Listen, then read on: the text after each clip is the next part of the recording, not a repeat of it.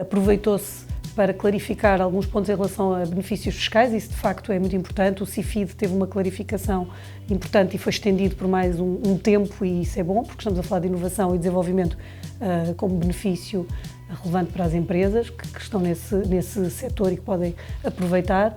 Também se estendeu o benefício do aproveitamento dos lucros reinvestidos nas próprias sociedades, portanto, a opção de não distribuir lucros e reinvesti-los tem um benefício fiscal que também é novamente confirmado neste orçamento.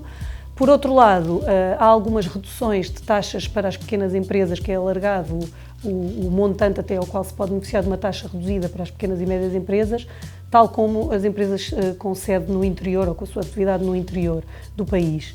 Outras medidas mais pontuais também existem, a dedução dos espaços sociais que são atribuídos pela entidade patronal passa a ser uma realização de utilidade social com majoração do custo, mas todas elas são medidas, se quisermos, pontuais ou pouco estruturantes do ponto de vista do benefício. Este orçamento começou se quisermos, pela parangona de que é um orçamento de continuidade, um orçamento que não tem rupturas. E é o primeiro orçamento que nos lembramos com crescimento.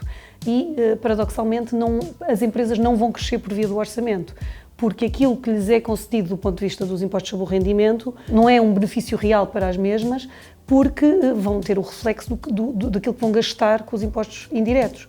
Mesmo que o Governo tenha feito uma previsão de que só ia aumentar os impostos indiretos, e falamos do imposto sobre os produtos petrolíferos, o ISV, o IUC, portanto, quem tem frotas tem um reflexo imediato, e o Governo anunciou que só iria fazer para compensar a inflação. A verdade é que a previsão de inflação que o Governo tem é bastante alta, ou pelo menos tem sido criticado de ter, e que haverá ali uma faixa que será um aumento real de custos para as empresas. E, portanto, aquilo que se deu provavelmente não vai conseguir compensar, desde logo porque o que se deu não são medidas, não é através de uma medida geral ou que todos possam beneficiar por inteiro, como, por exemplo, uma descida de taxa de IRC generalizada, ou a eliminação das derramas, ou a diminuição das derramas, e, portanto, é esta a ideia, de que não haverá um verdadeiro crescimento por via do orçamento. Claramente, do ponto de vista das famílias e das pessoas, e se quisermos em geral de todo o ambiente fiscal, é a ausência total de medidas que incentivem a poupança. Eu acho que